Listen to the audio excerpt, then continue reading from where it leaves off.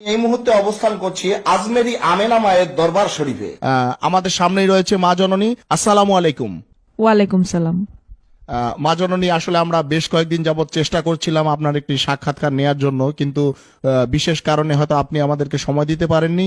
আজকে আপনি আমাদেরকে সময় দিয়েছেন, এই জন্য আমরা এবং আমাদের চ্যানেলের সকল দর্শক কৃতজ্ঞ। হ্যাঁ, আসলে আমি সবসময় পর্দার আড়ালে থাকি আর সবসময় বিভিন্ন মানুষের সমস্যা সমাধানের জন্য তদবির নিয়ে ব্যস্ত থাকি, তাই আপনাদের এতদিন সময় দিতে পারিনি।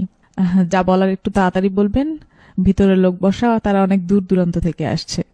মা জননী, আমরা বিভিন্ন গণমাধ্যম এবং লোকমুখে জানতে পেরেছি যে আপনার অনেক অলৌকিক ক্ষমতা রয়েছে, যা দিয়ে আপনি লোকেদের তদবির দেন এবং বিভিন্ন সমস্যার সমাধান করেন। এই ক্ষমতা আপনি কোথায় থেকে পেলেন বা কিভাবে পেলেন, যদি আমাদের দর্শকদের জন্য একটু বলতেন। আমার জন্মের আগেই আমার বাবা মারা যান। আমার বাবার ভীষণ ইচ্ছা ছিল আমি যেন হাফেজা হই, তাই আল্লাহর অশেষ রহমতে মাত্র 7 বছর বয়সে আমি কুরআন খতম দেই। এরপর আমার 11 বছর বয়সে একদিন একজন আলেম জিনের সাথে আমার স্বপ্নযোগে সাক্ষাৎ হয়। তিনি আমাকে মানবতার সেবা করার জন্য আধ্যাত্মিক শিক্ষা ও জ্ঞান দান করেন। তারপর 12 বছর বয়স থেকে আজ অবধি মানবতার সেবায় কাজ করে যাচ্ছি। আপনি আসলে কি কি বিষয়ে তদবির দিয়ে থাকেন? যদি কোনো ছেলে বা মেয়ে কাউকে মন থেকে সত্যি ভালোবাসে, আমি চ্যালেঞ্জ করে বলতে পারি 48 ঘন্টার মধ্যেই সেই ছেলে বা মেয়ে ছুটে আসবে তার কাছে। কারো স্বামী বা স্ত্রীর মধ্যে যদি কোনো পরকীয়ার কারণে সংসারে অশান্তি হয়, 24 ঘন্টার ভিতরে সেই সংসারের সকল অশান্তি দূর করে শান্তি ফিরিয়ে দিব ইনশাআল্লাহ। এছাড়াও কারো সন্তান অবাধ্য হলে তাকে বাধ্য করা, কারো বিদেশ যাত্রায় যে কোনো ধরনের বাধা থাকলে 1 সপ্তাহের ভিতরে সব সমস্যার সমাধান করে দিব।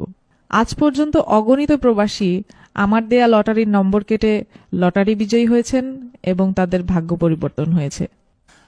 এই যে লটারি বিজয়ী হয়েছে, হ্যাঁ, এইরকম কি কোনো প্রমাণ আপনার কাছে আছে? হ্যাঁ, অবশ্যই আছে। বিভিন্ন অনলাইন মাধ্যম যেমন ইউটিউব, ফেসবুক, এসব জায়গায় সার্চ করলে আপনারা বিভিন্ন ভিডিও পাবেন এবং যারা লটারি বিজয়ী হয়েছেন তারাও স্বীকারোক্তি দিয়েছেন, এরকম বিভিন্ন ভিডিও আছে অনলাইনে। মা জননী, এইসব কাজের জন্য আপনি আসলে কত হাদিয়া নেন? আমি এই কাজ করে 1 পয়সাও নেই না। তবে কাজে সফল হলে কেউ কিছু হাদিয়া দিতে চাইলে আমার একটি এতিমখানা আছে, সেই এতিম বাচ্চাদের যে যার সামর্থ্য অনুযায়ী হাদিয়া দিতে পারবেন।